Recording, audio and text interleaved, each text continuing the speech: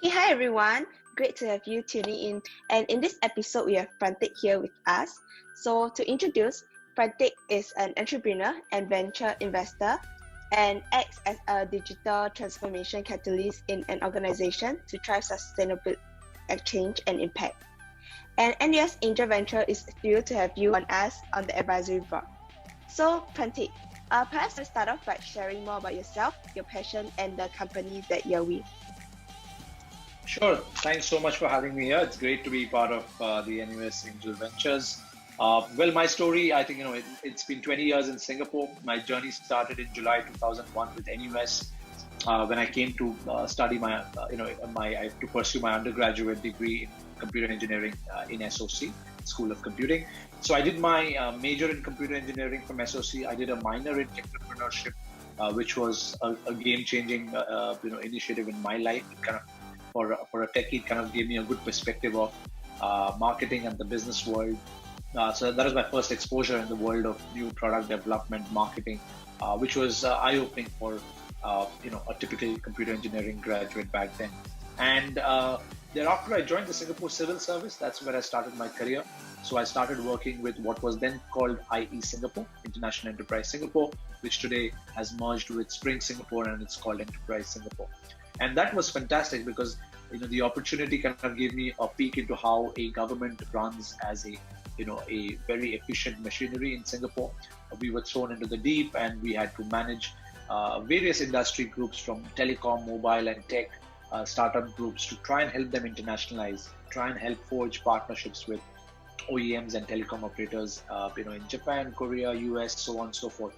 And yeah, that's when the happy marketer journey began, selling our business to the Dentsu Aegis network. Cool. Yeah, so I was saying, we sold the company to Dentsu Aegis network in Feb 2019. We are part of the largest brand within the Dentsu Aegis network, which is known as Merkle. We're getting a bit more actively involved, where either we come in as advisors, mentors, or even as investors, be it angel investing or as limited partners in a couple of venture capital firms. So it's very fascinating. So of course, NUS Angel Ventures is one such avenue. I'm part of the charter board membership at TIE, as well as I am an entrepreneur resident at ITSIA. So I think these are great avenues to kind of be part of early stage startups in different domains. And yeah, gives us good exposure, good learning, as well as a good chance to interact with new age founders, new technologies and services that they're trying to kind of innovate and bring to the market. So that's how we've kind of chosen to be involved and kind of give back to the startup ecosystem in Singapore. Okay, so meaning that now having seen and worked with many startups seeking fundings at various stages, to you, what are the three main factors that most investors look out for in startups? Well, of course, there's a lot of literature around this, but I can share, based on my experience or what do I look at. I think, to be honest, especially if it's an early stage startup, to me, what matters is the core founding team, as well as, the next layer, maybe the next 2 or 3 people. Because I think, ideas come and go. Typically, if you look at most startups, successful or otherwise, it's very rare that, you succeed with the very same idea that you started with. It's but natural that either people have to pivot to adjacent areas, or in some cases, people have completely leapfrog to a completely different idea. So I think to me, it's the personality, the background, the confidence level, the conviction of the core founding team, as well as the way it's structured. So it's the people and the way the team is organized and structured. To me, that's very important, because every time I hear a business pitch, hopefully that idea works, but there is 50-60% chance that the idea will not work. The question always is, as an investor, what will these guys do or work on if the idea doesn't work? So it's the core founding team, it's the team structure, as well as I also look at, I guess I have a bit of a bias towards certain industry areas. So for example, I think in terms of domains, areas that I'm looking at is education, healthcare. These are macroeconomic factors, right? So these are driven by macroeconomic factors in terms of how large is the problem size. Is it $1 million problem or is it $1 billion problem? So I think that again, so once I take a look at the founding team and the team structure, equity structure, I also look at what problem are they solving and how large is that problem? Because again, if the problem is only, I've met a lot of companies in Singapore who are just trying to solve a very local problem. So I have a bias towards education and healthcare in general at this current moment. Also, I think I'm a bit more skewed towards B2B than B2C at this juncture. I think B2C is a very expensive game for this region. It will take some time to kind of mature. So those are some filters that I would typically use. And of course, if I also take a look at, does this team or do the founders have some sort of serial entrepreneurship background? Because of course, if someone's been there, done that, chances are they might be in a bit more of a mature position to not repeat a lot of mistakes that they might have made in their first round. So I think I use some of these filtering criteria to kind of de-risk the process. Of course, we still know that the odds are against startups, right? Most would fail, but these are some criteria that I would typically use to de-risk. Yes, it's so interesting that the two main factors that you actually point out is about the team structure. So understand that teamwork is one of the most important factor that most investors look out for in startups. To you, what is the most crucial leadership skill that you have learned yourself? And how do you suggest that a CEO or co-founder of a startup apply to their own startup to ensure or sustain in this startup industry? Yeah, that's a good question. So I think I look at the composition of the team, and I think there is a philosophy that the team, assuming there are 2 or 3 co-founders or early members of the founding team, I mean, one is, do they have complementary skill sets but values that are aligned? So I think to me, again, this is hard to kind of quantify, I suppose, but when you meet with them, when you eat with them, when you kind of just have dialogues and try and understand their perspective on different aspects of life. So it's not just about that problem that we are solving, because like I said, maybe 6 months down the road they're solving a different problem. But I think it's important to get a sense of what is it that matters to them, what are some of their core values. And I think for founding members to stick together, the values have to be coherent and similar, but the skill set should be complementary. So I think in a leadership team, I think if someone's very strong on the technology side, someone needs to take care of the marketing side, someone needs to take care of the operations in terms of finance and people. So I think typically, generally, I've not been a big fan of solo founding teams, but I think at least 2, if not 3, and I would look at complementary skill sets and do they have the requisite experience to kind of back that up, or at least requisite interest. And like I said, skill sets need to be complementary, but there needs to be a common bond, which is the bond is driven by common values. And I think as you start, again, both Rachit and I having grown a company, we have experienced this ourselves in terms of complementary skill sets as well as our similar values. And I think values, certain things about grit, certain things about resilience, because I think to me the technical skill sets, etc., they come and go, they can be learned. But the question is, can I weather the storm? Does my current lifestyle or does my current life stage allow me to kind of be resilient and weather the storm? Because everyone has different challenges and different circumstances in life. So I think as an investor, to me, these initial conversations about their personal lives, and again, not that I would rule out someone because of personal challenges, but I think it's important to know their story and just to understand and get a sense of what are some of the challenges and failures and successes in their lives, how have they dealt with it.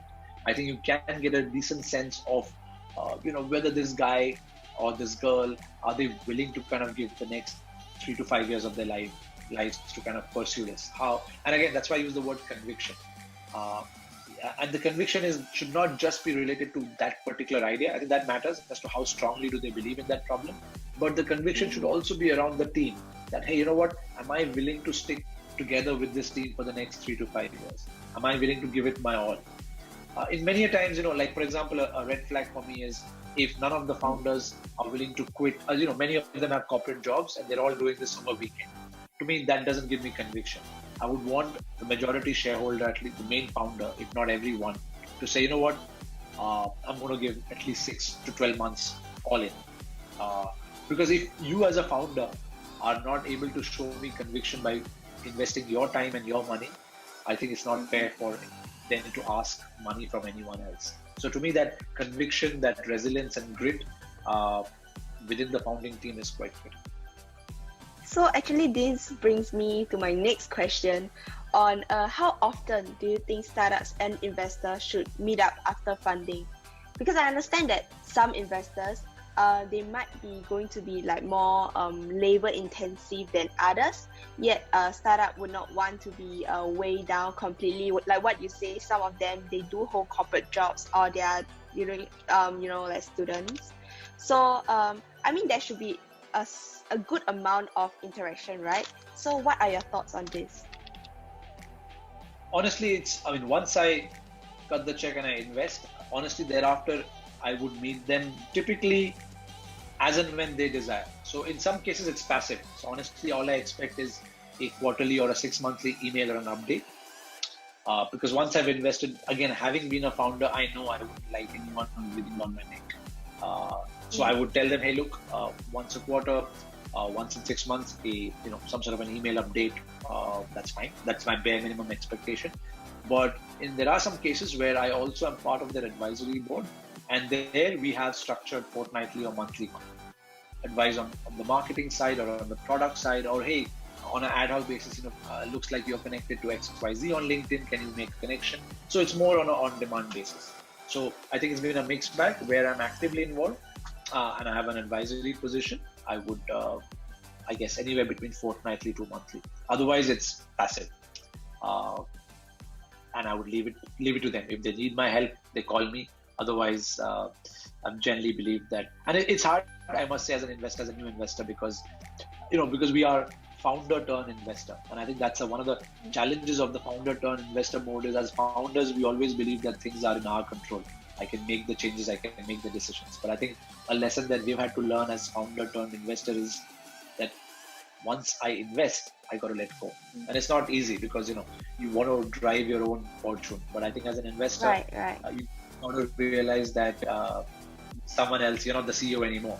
You're not the founder anymore. You're an investor, which means by nature, it's a bit more passive. So once you trust, once you've evaluated, let them do their thing. You mentioned that you would, as an investor, honestly prefer to be able to, having been a founder of a company yourself, you would definitely have the urge to want to manage the direction of this startup that you are investing in, right? So what are the difference? What are the big difference that you see in yourself being the founder of a startup and being the one investing in the startup?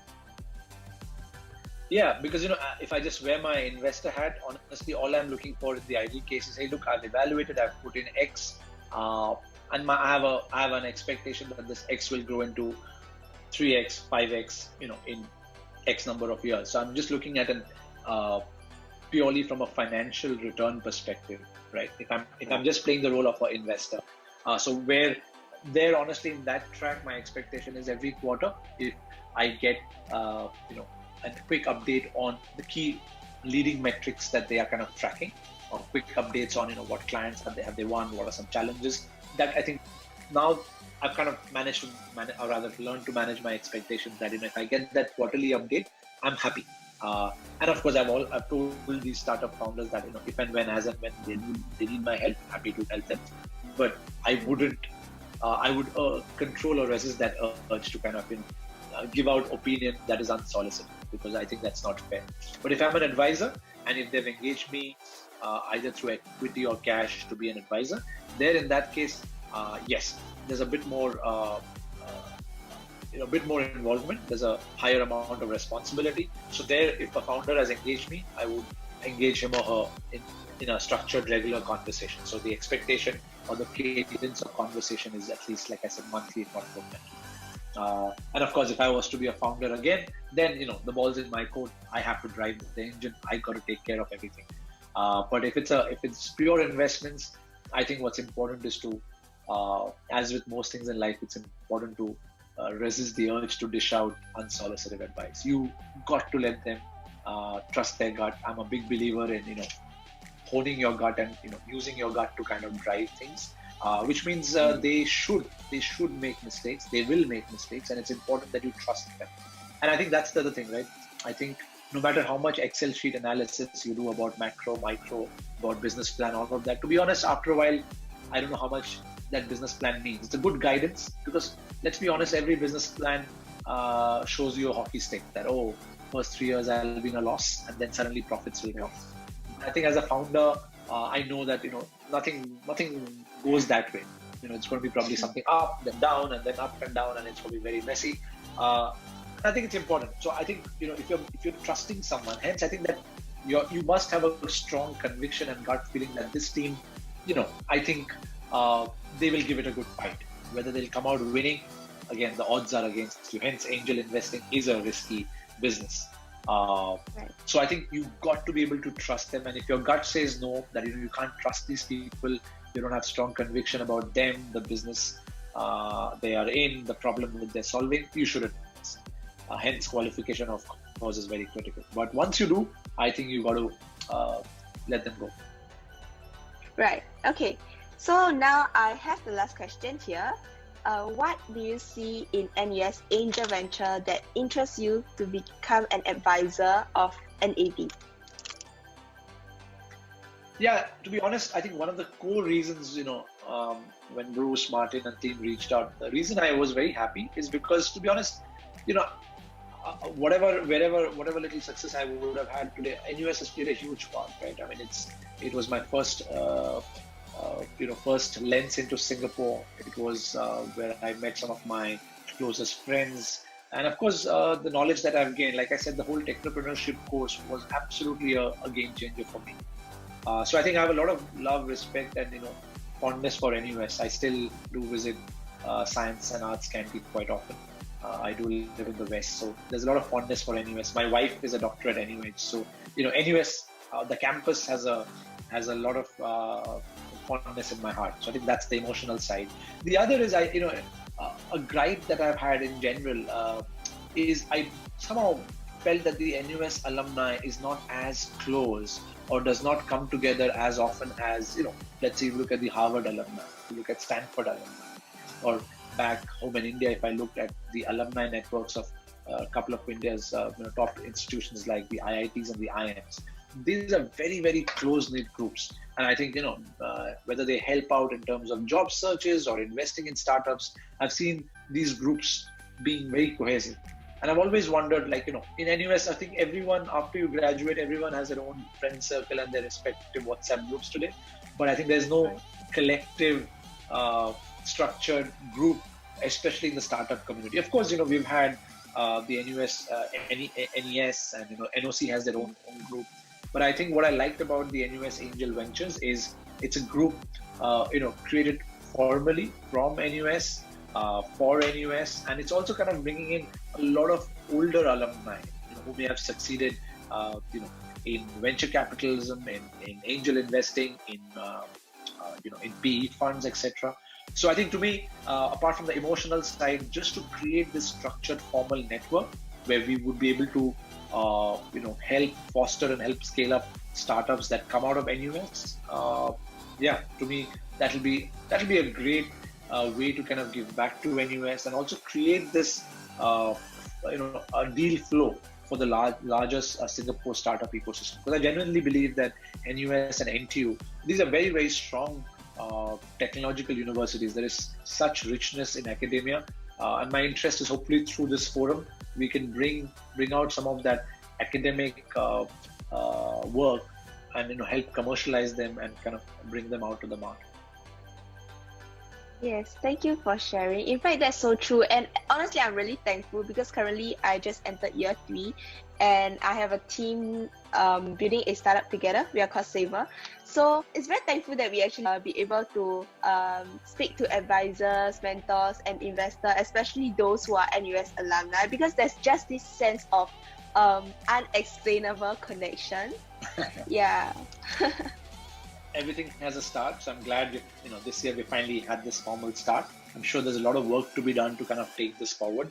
But I'm glad that finally there is an official structured forum which could add value to founders that come out from NUS.